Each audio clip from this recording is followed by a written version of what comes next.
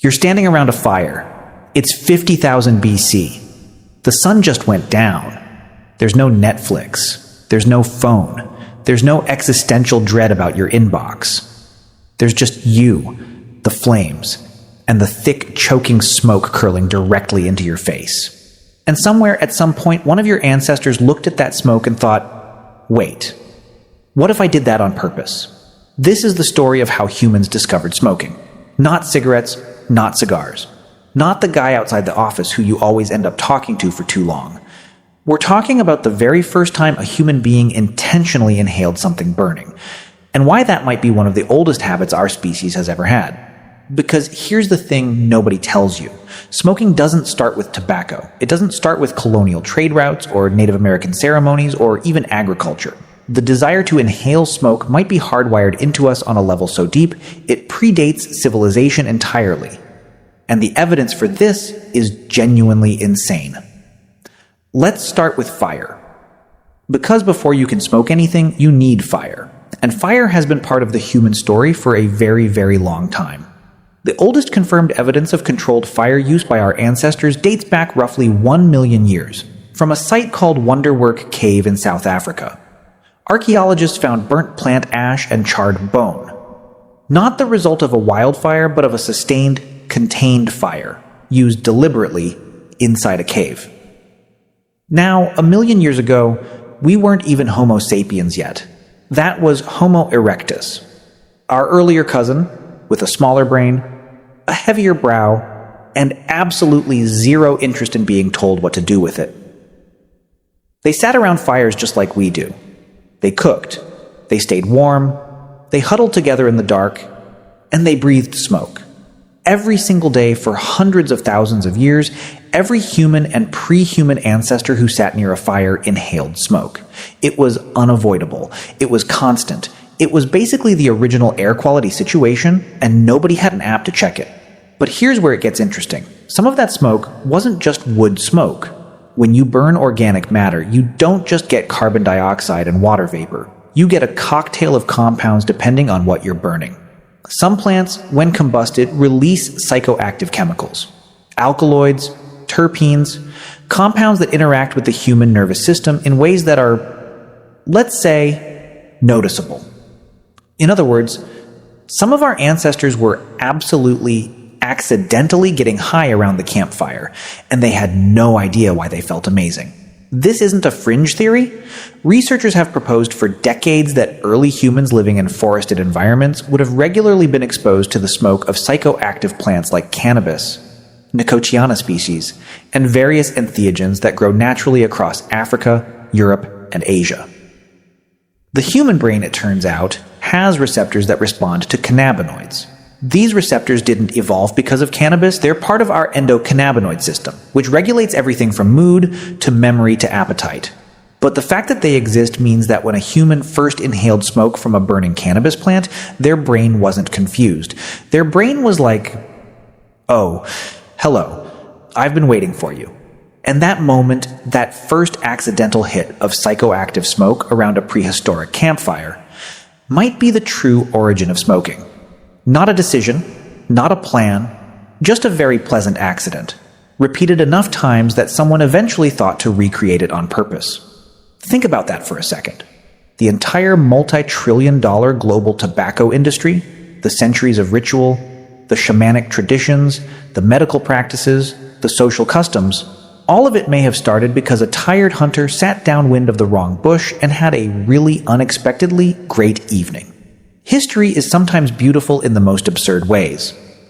Now here's where we have to be careful about timelines, because ancient humans smoked things, and ancient humans intentionally cultivated things to smoke are very different claims.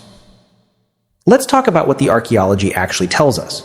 The oldest direct evidence of intentional cannabis use, meaning burned cannabis seeds found in a context suggesting deliberate inhalation, comes from a burial site in the Pamir Mountains of Central Asia, dating to around 500 BC. Excavators found wooden braziers containing stones that had been superheated, alongside residue from cannabis plants with unusually high THC content. This wasn't wild cannabis used for rope or seeds.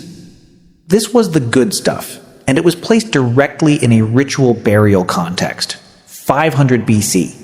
That's roughly 2,500 years ago. But here's the question that should be sitting in the back of your mind.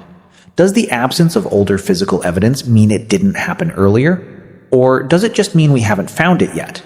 Because organic material, seeds, leaves, plant fiber, almost never survives thousands of years in the ground. We find stone tools from 3 million years ago because stone is basically indestructible.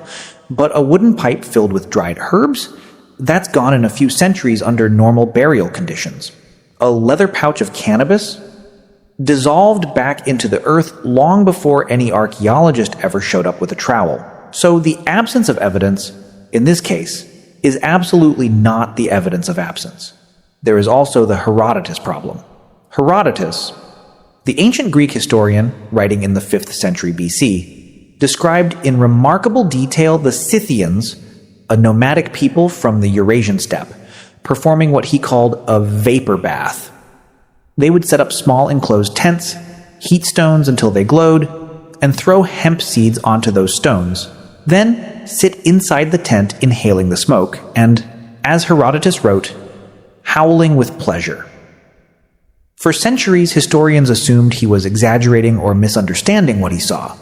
Then archaeologists started excavating Scythian burial mounds and finding, you guessed it, bronze braziers, heated stones, and hemp residue, exactly what Herodotus described. The man was just reporting what he saw. He wasn't embellishing. He was, if anything, underselling it. Let's talk about tobacco, because it's the one most people actually associate with smoking. Tobacco is a plant in the genus Nicotiana, and it's native to the Americas. That matters enormously, because it means tobacco was completely unknown to Old World civilizations, Europe, Africa, Asia, until contact with the Americas in the late 15th century. When European explorers arrived in the Caribbean in 1492, they immediately noticed indigenous people doing something strange. Columbus himself wrote in his journal about seeing men and women walking around with small glowing sticks, inhaling the smoke from burning dried leaves, and letting it back out through their noses and mouths. His crew was baffled. His crew also, within weeks, tried it themselves. Because of course they did. But tobacco use in the Americas is far, far older than 1492. Archaeological evidence of tobacco, specifically chemical residues in ancient pipes, has been found dating back to at least 3,500 years ago in the southeastern United States. Some researchers believe it could go back considerably further, possibly 10,000 years or more, tied to the development of cultivation in the Amazon basin. And here's the thing about tobacco in ancient America. It was not recreational. Not primarily. It was sacred. Tobacco was used in healing rituals, in communication with the spirit world, in binding agreements between tribes. Blowing smoke on someone was an act of blessing, of connection, of respect. A shaman who smoked wasn't having a casual cigarette break. He was opening a channel between the living and the divine. The smoke itself was considered a living carrier, a messenger that traveled between worlds, carrying prayers upward and bringing visions downward. That framing matters. It explains why tobacco use was so disciplined, so ritualized, so controlled in many indigenous cultures for thousands of years. When something is sacred, you treat it with reverence. You don't chain smoke it while watching TV. The idea of tobacco as a casual everyday habit, something you do on a lunch break or while waiting for the bus, is an almost entirely European invention, and a fairly recent one at that. Now, let's go back even further, because there's a piece of this story that most people have never heard, and it might be the oldest evidence of intentional smoking in the entire archaeological record. In 2019, researchers made a remarkable discovery at a site in the Great Salt Lake Desert in Utah. They found a hearth, a cooking and heating fire, roughly 12,000 years old, containing the seeds of Nicotiana attenuata, a wild tobacco species native to North America. These weren't seeds that had accidentally blown into the fire. They were concentrated, present in a way that suggested deliberate placement.